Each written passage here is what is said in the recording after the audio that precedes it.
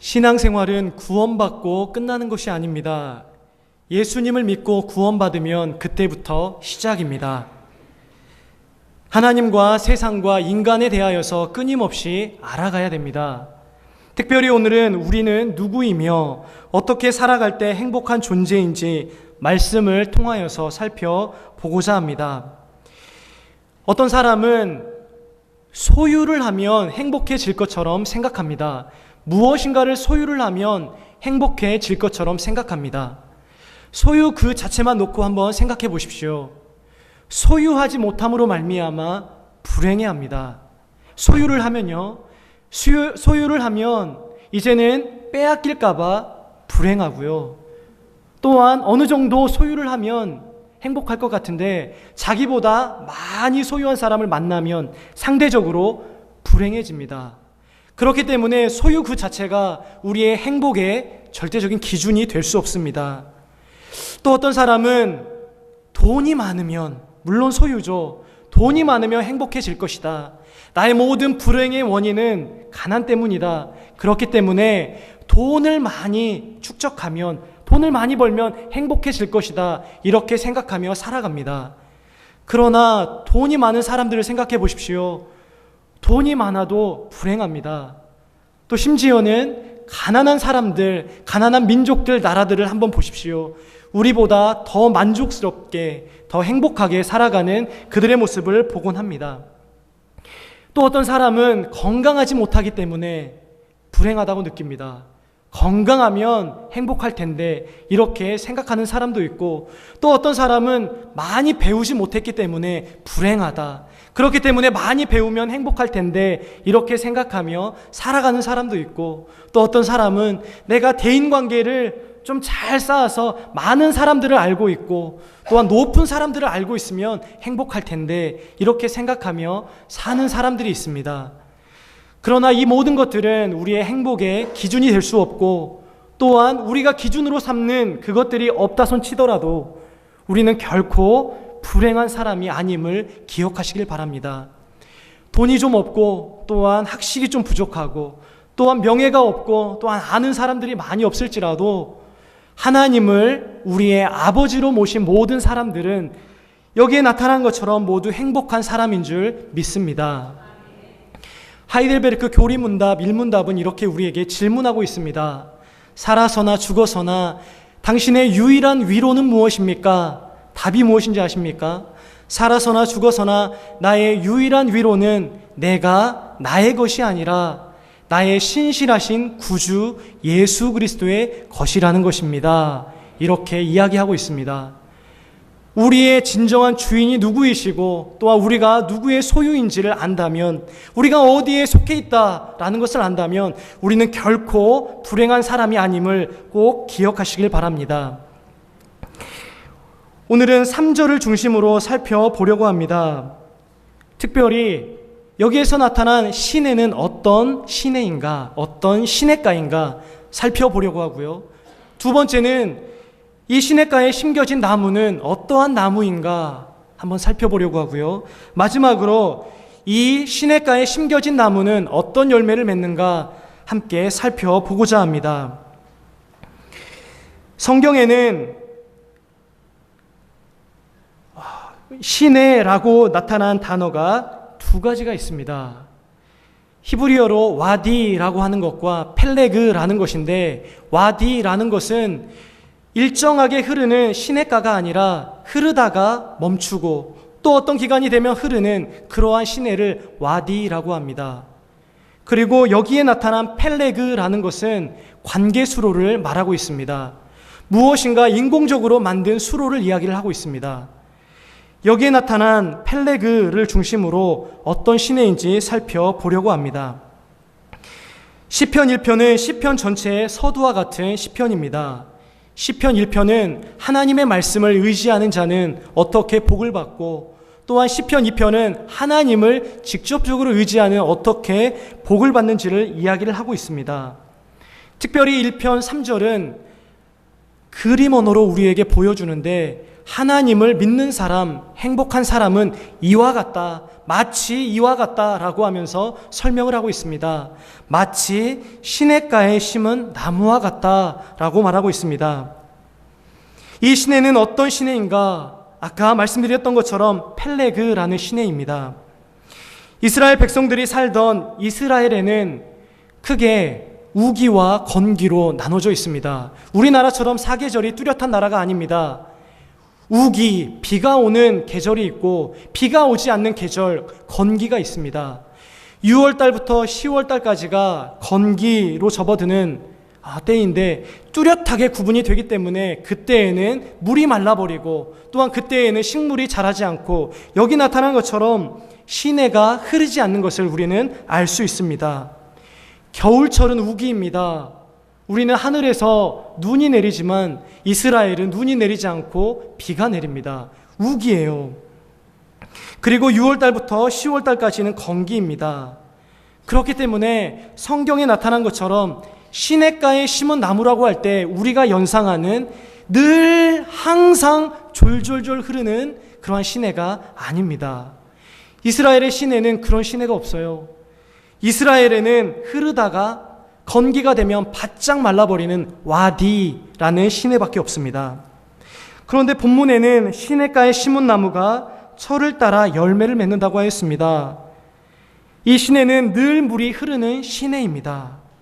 그렇기 때문에 펠레그라는 단어가 여기에 쓰여졌음을 우리는 알 수 있고, 이 시내가 바로 하나님께서 이스라엘 백성들을 위하여서 일부러 만들어 놓으신 관계수로, 인공수로라는 것을 우리는 알 수 있습니다. 사막이나 광야 지역에는 물이 없으니까 관계수로를 만들어서 물을 공급합니다.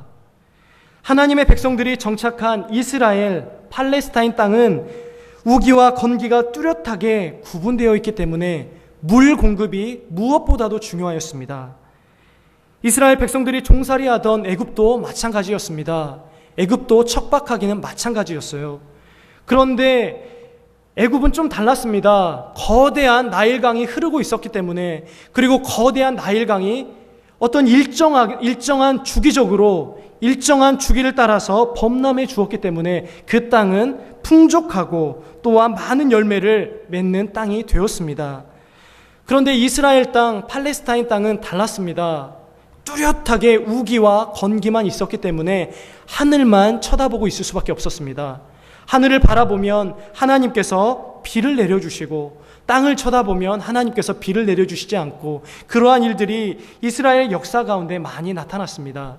그래서 이스라엘 백성들이 그 하나님을 고백하기를 이른 비와 늦은 비를 보내주신 하나님이라고 표현했던 것입니다. 이렇게 물이 부족하였기 때문에 이스라엘 백성들은 관계수로를 팠습니다. 관계수로를 파서 물을 공급하는, 그리하여서 농사를 짓고 또한 나무를 심어서 열매를 수확하는 그러한 일들을 하였습니다. 우리는 이 시내가 자연적으로 만들어진 시내가 아니라 인공적으로 만들어진 시내라는 것을 살펴보았습니다. 이스라엘 백성들을 한번 생각해 보십시오.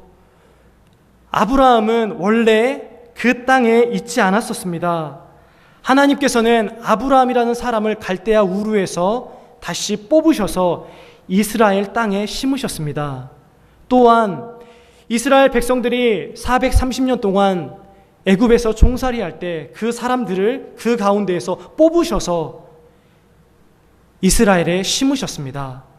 하나님께서는 이스라엘 백성들의 친히 아버지가 되어주시고 또한 그들의 주인이 되어주시고 모든 것들을 공급해 주시는 하나님이 되어주셔서 관계수로를 팠을 뿐만 아니라 그 사람들을 그 가운데 뽑으셔서 심어주셨습니다.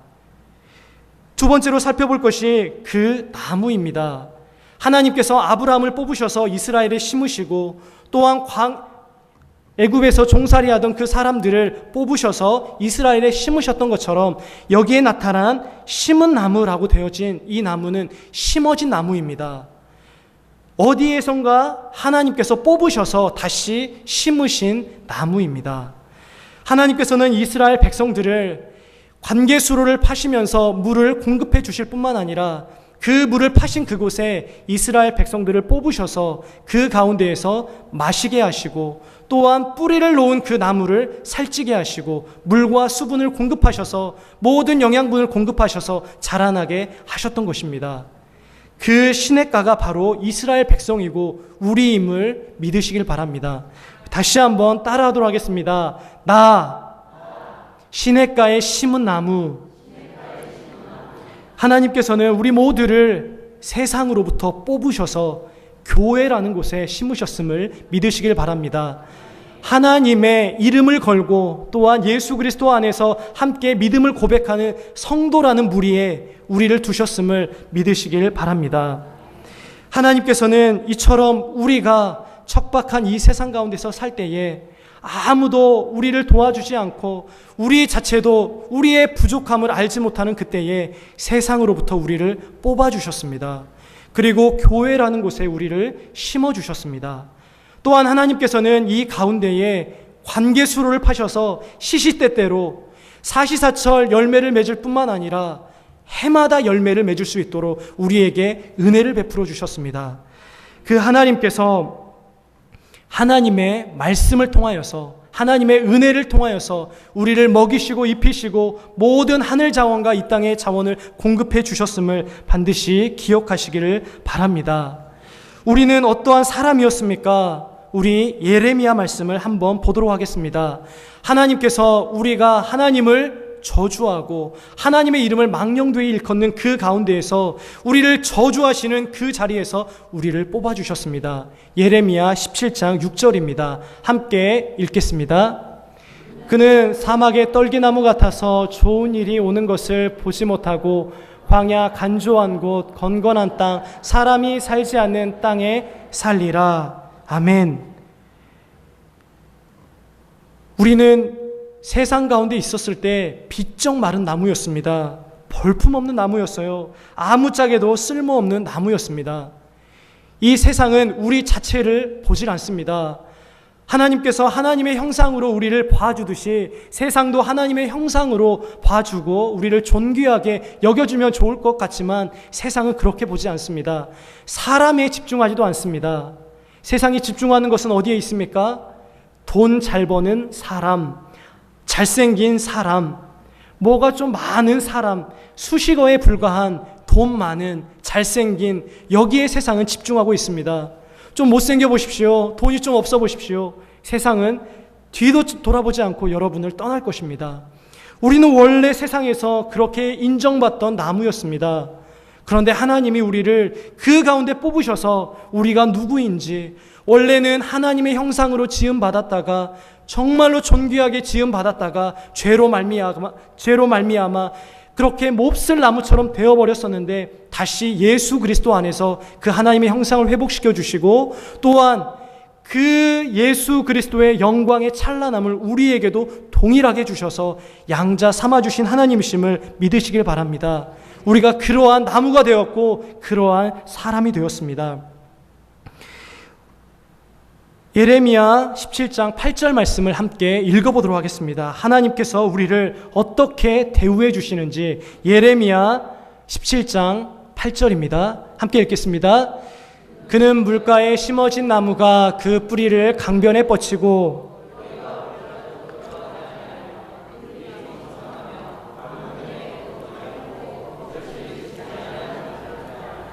아멘. 동일하게 나타납니다.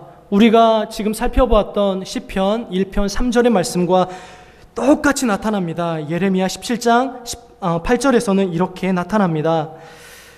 물가에 심어진 나무는 걱정할 것이 없다. 잔뿌리까지 잔뜩 뻗어서 강변에 뻗치고 있기 때문에 걱정할 것이 없다.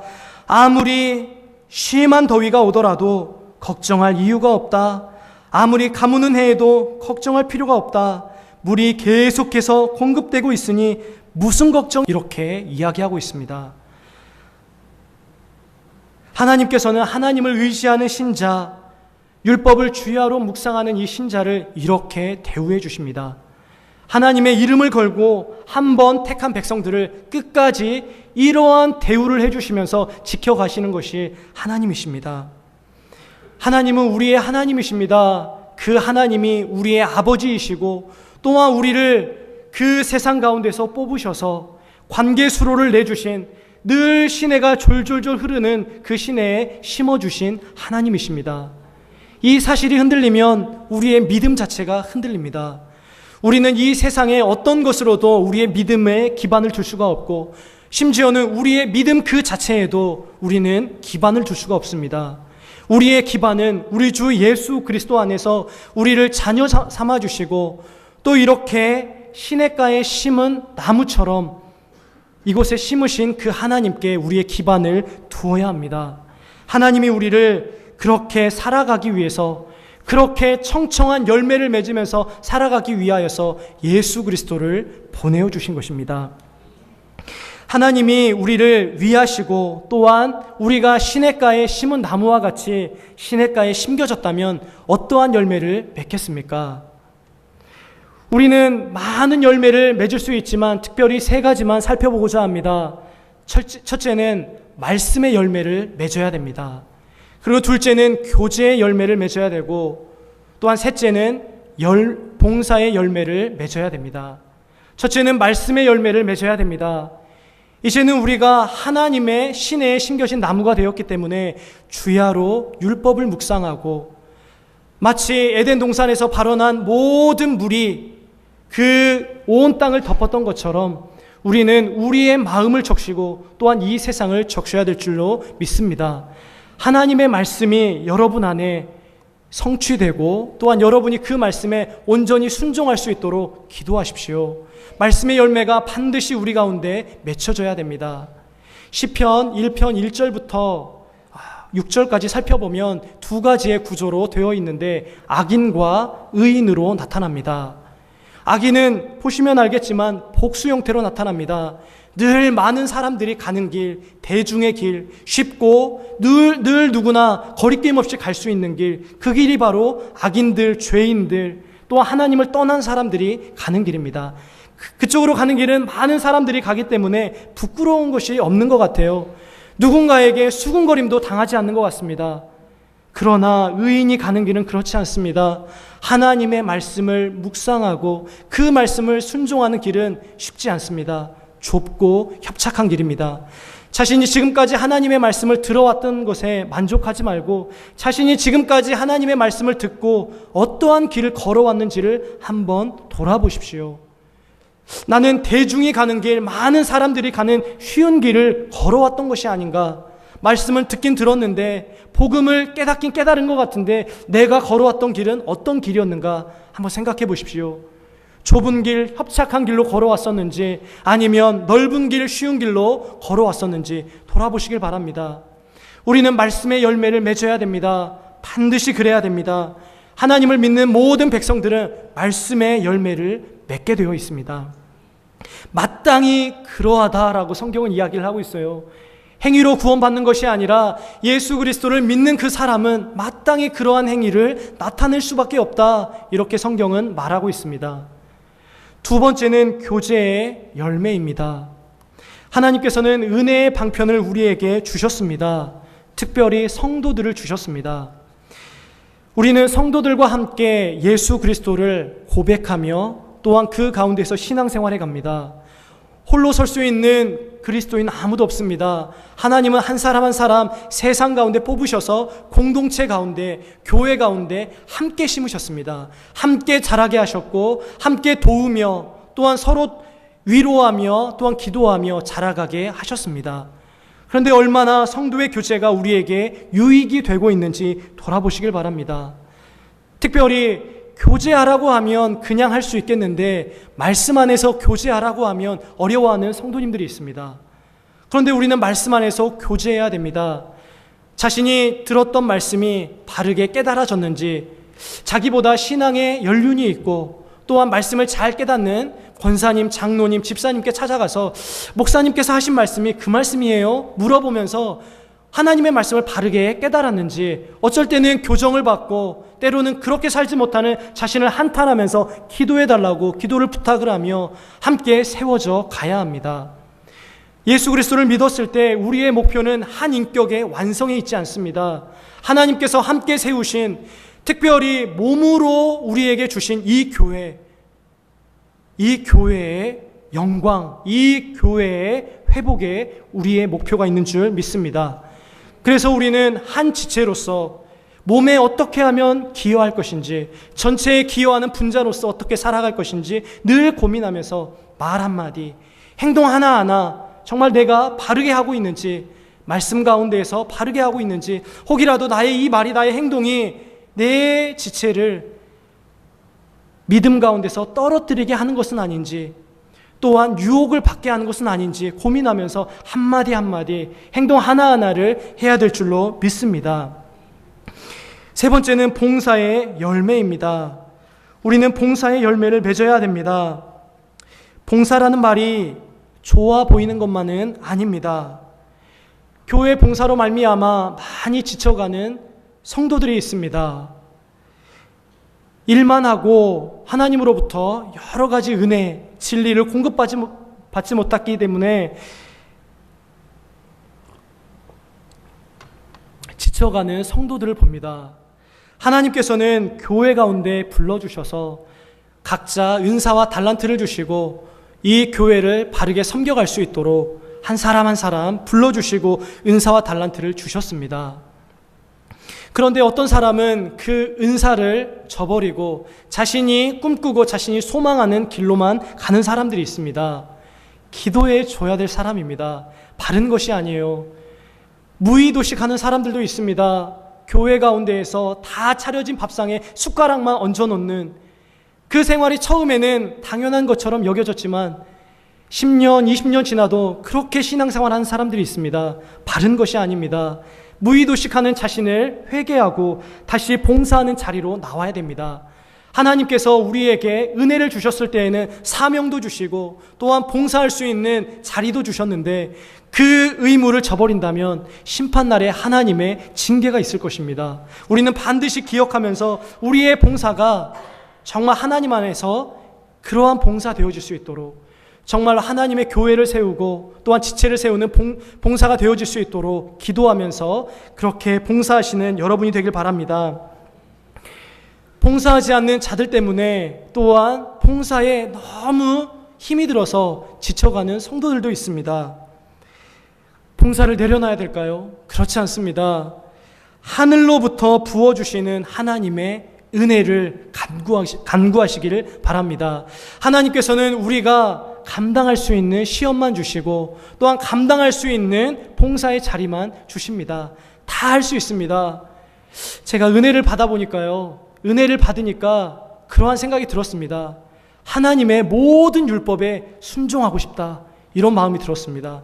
예전에는 하나하나 순종하는 것도 너무 버거웠는데 하나님의 은혜가 임하니까 이제는 그 자리를 찾아가게 됩니다. 괜히 누군가에게 하나님의 말씀도 전하고 싶고 괜히 바닥이라도 쓸고 싶고 또한 일을 만들어서 하나님의 일들을 마구마구 하고 싶어졌습니다. 은혜를 받으면 그 일들이 너무 쉽습니다. 우리 안에 하나님께로부터 주어주시는 그러한 은혜가 있을 수 있도록 기도하시길 바랍니다. 하나님께서 은혜를 주시고 또한 하나님께서 우리 가운데 그러한 힘을 주시면 능히 모든 일들을 감당할 수 있습니다. 다른 사람 볼 필요 없습니다. 또한 다른 여건 볼 필요 없습니다. 하나님께서 나에게 주신 그 직분 하나님 바라보면서 하나님만 바라보면서 행하시는 여러분 되시길 바랍니다. 우리 마지막으로 시편 92편 12절 말씀을 읽고 말씀을 맺도록 하겠습니다. 시편 92편 12절 말씀입니다. 시작. 의인은 종려나무같이 번성하며 레바논의 백향목같이 성장하리로다. 이는 여호와의 집에 심겼으며 우리 하나님의 뜰 안에서 번성하리로다. 그는 늙어도 여전히 결실하며 진액이 풍족하고 빛이 청청하리로다.